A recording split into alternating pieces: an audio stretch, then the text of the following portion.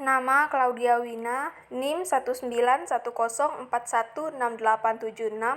kelas A2 pagi, mata kuliah e-marketing, dosen Bapak Ade Mursalin, SE MM.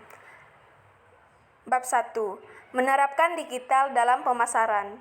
Bart Cadel mendefinisikan digital sebagai lapisan semua media yang dapat digunakan oleh pengguna untuk memilih sendiri pengalaman mereka sendiri, dan mampu mendorong kemampuan para pemasar untuk menjembatani media, memperoleh umpan balik, menyampaikan pesan-pesan mereka kepada konsumen, dan membina hubungan dengan konsumen. Dengan kata lain, digital merupakan cara baru dalam menyampaikan konten atau isi kepada pemakai dan juga dapat digunakan untuk membina hubungan dengan pelanggan. Memahami pemasaran. Dr. Philip Kotler mendefinisikan pemasaran sebagai berikut. Pemasaran adalah fungsi organisasi yang terus-menerus berhubungan dengan konsumen organisasi, membaca kebutuhan mereka, mengembangkan produk yang memenuhi kebutuhan mereka, dan membangun program komunikasi untuk mengekspresikan tujuan organisasi. Understanding digital marketing. Pada akhirnya, tujuan dari semua jenis pemasaran adalah untuk menjaga pelanggan dan merangsang penjualan di masa depan. Alat komunikasi digital memungkinkan untuk terhubung dan membangun hubungan jangka panjang dengan pelanggan. Pemasaran digital membantu menciptakan permintaan konsumen dengan menggunakan kekuatan web yang interaktif yang saling berhubungan. Ini memungkinkan pertukaran mata uang, tetapi lebih dari itu, memungkinkan terjadinya pertukaran nilai. Ini disebut dengan istilah ekonomi perhatian. Crowdsourcing. Crowdsourcing adalah contoh kuat cara kerja alat digital yang memungkinkan orang mempunyai cara berpikir tertentu. Dalam istilah sederhana, crowdsourcing adalah model pemecahan masalah yang mengandalkan komunitas aktif untuk menemukan solusi terhadap masalah tersebut.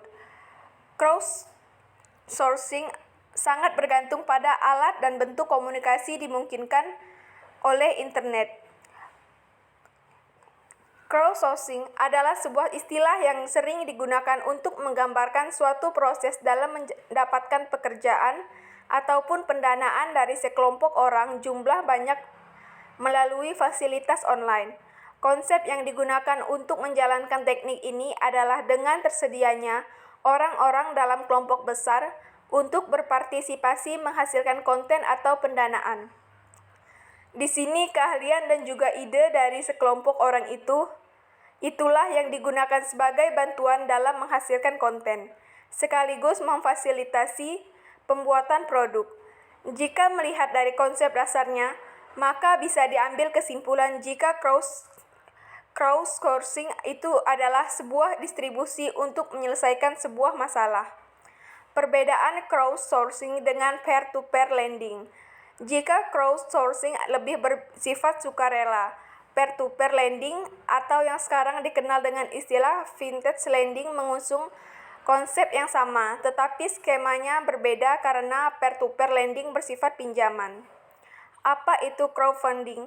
Crowdfunding atau urun pendana adalah proses mengumpulkan sejumlah dana untuk sebuah proyek atau usaha oleh sejumlah besar orang yang biasanya dilakukan secara online. Agar dana yang didapatkan dari crowdfunding lebih optimal, lakukan tiga hal berikut ini. 1. Membuat proposal usaha yang menarik. Siapkan proposal yang menarik, interaktif, dan informatif. Proposal yang diajukan sebaiknya berisi tentang informasi detail mengenai prospek bisnis ke depannya. 2. Mendaftar ke situs crowdfunding. Proposal yang sudah selesai bisa langsung didaftarkan ke salah satu situs crowdfunding yang ada di Indonesia. Pilihlah sekiranya situs crowdfunding yang terpercaya dan sudah terkenal karena di situs itulah para pemilik modal biasanya berkumpul. 3. Mengunggah dan memantau perkembangan proposal usaha. Setelah menemukan situs crowdfunding, unggahlah proposal usaha yang sudah dibuat. Jangan lupa untuk terus memantau perkembangan kampanye dari proposal yang diunggah tadi. Microtasking adalah aplikasi yang dapat digunakan untuk menghasilkan keuntungan, dimulai dari melakukan promosi atau posting ke media sosial hingga bermain finansial atau saham. Bagi kamu yang ingin mendapatkan uang di internet, berikut ini adalah caranya. 1. Unduh aplikasi microtasking. 2. Menulis blog atau artikel SEO friendly. 3. Mengisi survei online. 4. Menjadi reseller domain atau website. 5. Menjadi freelance di berbagai bidang. Pemirsa digital, baik lanskap media dan kebiasaan orang di media telah berubah. Ada banyak ceruk komunitas yang sangat spesifik dan terfragmentasi yang dimainkan oleh beberapa saluran media digital. Pada saat yang sama, perhatian orang terfragmentasi oleh banyak saluran media baru dan alat-alat tersedia. Di atas media tradisional, kami sekarang memiliki jejaring sosial, email, alamat web, perangkat seluler, dan lebih banyak lagi yang dapat membuat perhatian kami terpecah-pecah. Dengan begitu, banyak pilihan dan terlalu sedikit waktu. Banyak audiens sekarang ini sangat terampil dalam mengabaikan pesan-pesan pemasaran. Kunci keberhasilan terletak pada dua hal, yaitu ide-ide harus luar biasa dan Anda harus menemukan grup khusus yang terobsesi dengan produk Anda, dan Anda juga harus bersedia mencurahkan sedikit perhatian pada apa yang mereka inginkan. Mereka yang menyukai Anda akan memberitahu teman-teman mereka, dan dengan demikian mereka telah menyebarkan berita yang baik tentang Anda melalui jaringan digital yang saling terhubung. Mengelompokkan dan menyesuaikan pesan. Segmentasi adalah proses mengambil satu khalayak umum dan membaginya sesuai dengan pengelompokan atau karakteristik tertentu. Setelah dikelompokkan, masing-masing kelompok dapat ditargetkan secara benar tergantung pada kebutuhan mereka dan merek. Misalnya, bank dapat melayani berbagai pelanggan, tetapi pesan-pesan disesuaikan dengan segmen-segmen yang dituju, seperti segmen generasi muda yang berpenghasilan tinggi, segmen pemilik usaha kecil, dan segmen pensiunan. Pesan-pesan yang disampaikan tertentu akan sangat berbeda. Dapat diukur.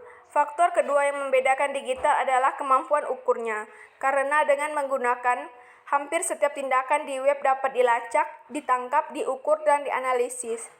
Metrik penting atau KPI.